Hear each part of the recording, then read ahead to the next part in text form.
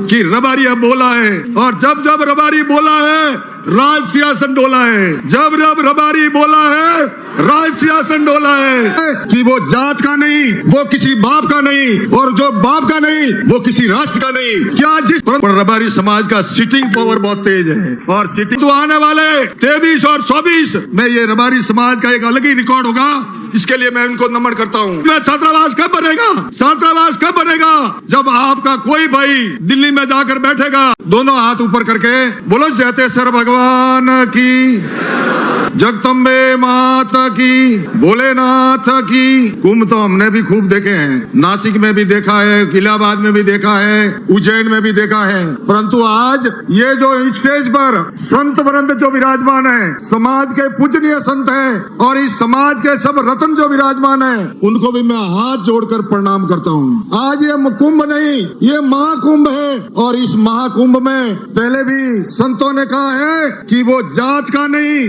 वो किसी बाप का नहीं, और जो बाप का नहीं वो किसी राष्ट्र का नहीं। क्या जिस तरह से पूरा रबारी समाज यहाँ जो विराजमान है, मेरे साथ में सभी राजनेता और जोधपुर से इस महाकुंभ के सभी पदाधिकारी कार्यकर्ता बंधु, जिसका अगर मैं नाम लेना चाहूँ, जिन्होंने रात और दिन एक करके बाड़मेर, जालोर, सिरोही, पाली, डूंगरपुर, बांसवाड़ा, चित्तौड़गढ़, प्रतापगढ़, जिस क्षेत्र में भी रात और दिन हम सब मिल करके सबने इस कार्यक्रम के लिए रात और दिन एक करके इस कार्यक्रम को सफल बनाया। इसके लिए मैं पूरी देवासी समाज को नतमस्तक करता हूं और प्रणाम करता हूं। हर क्षेत्र में अपनी अपनी बात रखने के लिए समाज का एक ही है मैनिफेस्टो, जो समाज के लिए कुछ करने की हिम्मत रखते हैं। और आज आपने ये जता दिया है कि आने वाले समय में मुझे गर्व होता है, मैं आपके सामने खड़ा हूं। 2003 से लगाकर आज की तारीख में मुझे गर्व होता है कि 8 विद्यालय आवासीय हमारी पूरे राजस्थान में बना दिए। जयपुर के अंदर छात्रावास, ये जिस तरह से काम किया है, किसी ने कहा कि महिलाओं के लिए, बच्चियों के लिए हॉस्टल 27 करोड़ 60 लाख में सिरोही में बना के तैयार किया है। हरियाली, डूंगरपुर, बांसवाड़ा, कोटा, झालावाड़, उसके बाद में सिरोही, जैतेसर, जैतारण, जोधपुर, ये जो आवासीय विद्यालय उस समय बने, मैं भोपाल बाको और आसूराम जी पसवाला को प्रणाम करता हूँ। उनको मैं जिनकी प्रेरणा थी, उनका सबका आशीर्वाद था। कई लोग कह रहे थे कि सरकार में हमारी भागीदारी, मैं आज डंके के शॉट में कह सकता हूँ कि जब राजस्थान में मैं मंत्री था तो 15 आदमी मेरे जयपुर के अंदर रबारी समाज के बैठे मिलते थे, और सभी पदों पर थे। तो यह गर्व है। कई लोग बात भी करते हैं, गोवर्धन जी और हमारे जगदीश जी, उस समय भी आज हमें गर्व होता है। पहली बार रबारी समाज का RPS रामू राम जी को बनाया था, ये हमारे लिए गर्व की बात है। लोग कई तरह की बातें करते होंगे, परंतु जिस तरह से रतन जी का टाइम आया, उन्होंने भी मेहनत की, मेरा भी टाइम आया तो हमने सबने मिलकर मेहनत की, और अकेले ने नहीं की।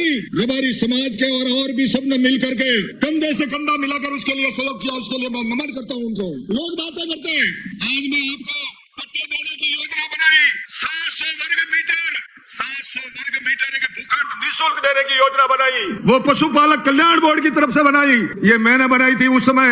इंश्योरेंस की योजना बनाई, बीमा की पॉलिसी बनाई, और बाहर जाने वाले लोगों के लिए जो माइग्रेशन करते थे उनके लिए शस्त्र देने की योजना बनाई, ताकि हमारा भाई कोई बाहर जाए उसके लिए जो योजना बनाई। आज लोग कई तरह की बातें करते हैं। ऊंट के लिए योजना बनाई, 10,000 रुपए ऊंट के लिए हमने देना चालू किए। गाय का इंश्योरेंस करना चालू किया।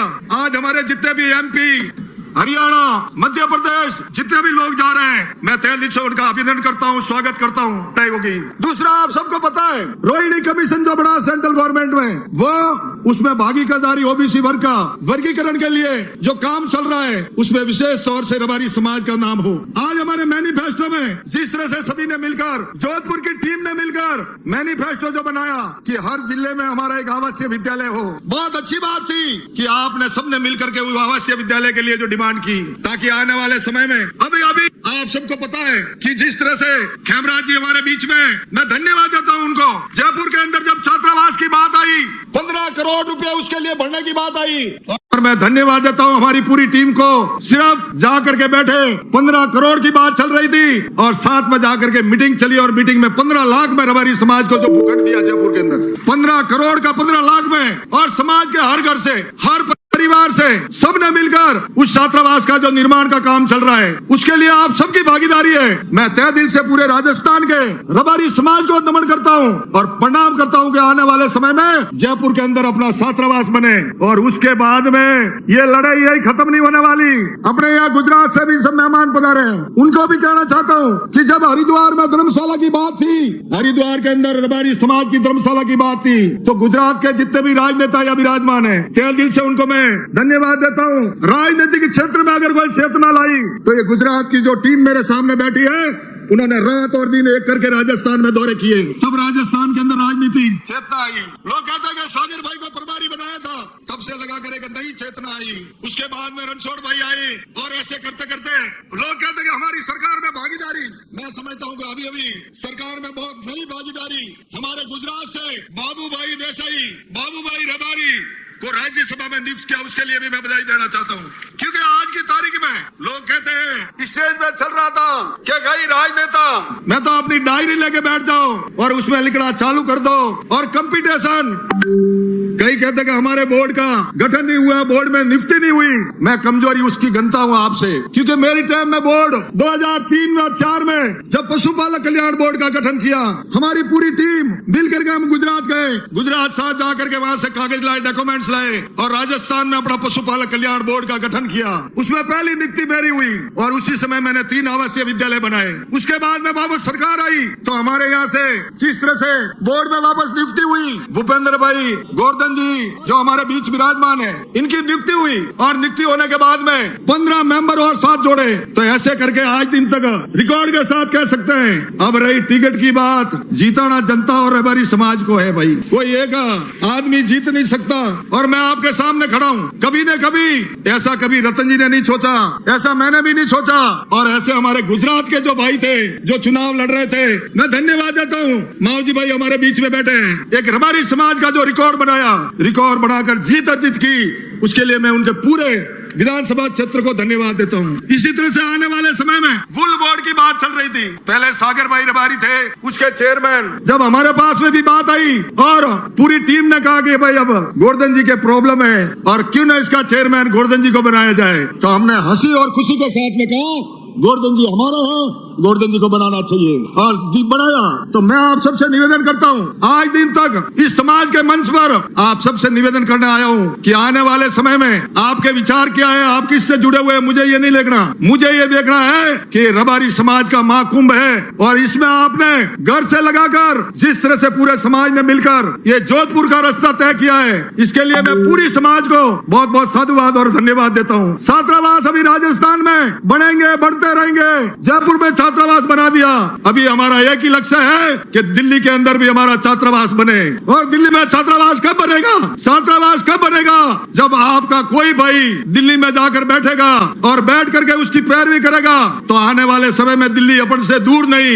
इस लक्ष्य को लेकर चल रहे हैं कि आज जितने भी संत महात्मा मेरे साथ विराजमान है, मैं उनको वंदन करता हूँ, प्रणाम करता हूँ कि आप सबने इस समाज के साथ में समय निकाल करके आप इस समाज से समाज के कार्यक्रम में पधारे, क्योंकि संत वृंद है, संतों ने जिस तरह से जो प्रणाम और उनका जो आशीर्वाद आज अपन को मिला है, ये हमारे लिए बहुत बड़ी सौभाग्य की बात है। दूसरा, मुझे पता है तीर्थगिरी जी महाराज रोज मुझे कहते हैं कि हम संत हो गए, पर रबारी समाज का सिटिंग पावर बहुत तेज है। और सिटिंग पावर भी क्यों नहीं हो, आप सबने देखा है कि सुबह 9 बजे से लगाकर घड़ी में 3 बजने आए हैं, परंतु आज दिन तक पूरा समाज संगठित होकर के, एक होकर के, नेक होकर के, जिस तरह से आप सब विराजमान है, मैं आप सभी समाज के इस कार्यक्रम में पधारे, गुजरात, हरियाणा, पंजाब, मध्य प्रदेश, क्योंकि जितने भी भाई भेड़ पालक आज अपनी मवेशी छोड़कर आए हैं, यूपी से भी आए हैं, एमपी से भी आए हैं। कई पटेलों का फोन आ रहा था, जोरा भाई का, नौगू का, कि मुझे भी बोलना है, पर चिंता मत करो, जो बोलोगे आप, हम आपके साथ है, पूरे समाज के साथ है। और आज आपसे ये वादा कर के जा रहे हैं, आने वाले समय में आप ये जो पूरा रबारी समाज एक मंच पर आकर के आपने जो अपनी शक्ति दिखाई है, उसके लिए तो मैं प्रणाम करता हूँ, परंतु आने वाले 23 और 24 में ये रबारी समाज का एक अलग ही रिकॉर्ड होगा। इसके लिए मैं उनको नमन करता हूँ, क्योंकि ये समाज का भविष्य है और समाज के भविष्य के लिए अपन सभी को मिलकर आज जितने भी मवेशी बाहर लेके खड़े हैं, उनको कितनी बड़ी तकलीफें हैं, किस तरह से वो रह रहे हैं, उनके लिए क्या योजना बननी चाहिए। परंतु आप सबके बीच में आने का सौभाग्य मिला है और समाज के जितने भी पंच पटेल, समाज के युवा, समाज के सरकारी कर्मचारी और जितने भी व्यवसायी, प्रवासी और मेरे बुजुर्ग पिता के समान सब मेरी माताएं और बहनें और पत्रकार बंधुओं, आप सभी इस कार्यक्रम में पधारे, तहे दिल से आपका वंदन करता हूं, नमन करता हूं कि सुबह से लगाकर मुझे पता है कई लोगों के लिए पानी की व्यवस्था भी कम पड़ी होगी, परंतु आज पूरा जोधपुर शहर ये महसूस कर रहा है, राजस्थान की सरकार को खुद को पता चल गया कि रबारी अब बोला है और जब जब रबारी बोला है राज सिंहासन डोला है, जब जब रबारी बोला है राज सिंहासन डोला है। तो आप सबसे मेरा निवेदन है और मैं आपको प्रणाम करता हूं। अभी मेरे एक वक्ता बाकी है रतन जी, उसकी बात को पूरा सुन के जाना है और मेरी बात आपने सुनी, उसके लिए मैं आपको नमन करता हूं। इसी के साथ जय हिंद, जय भारत माता।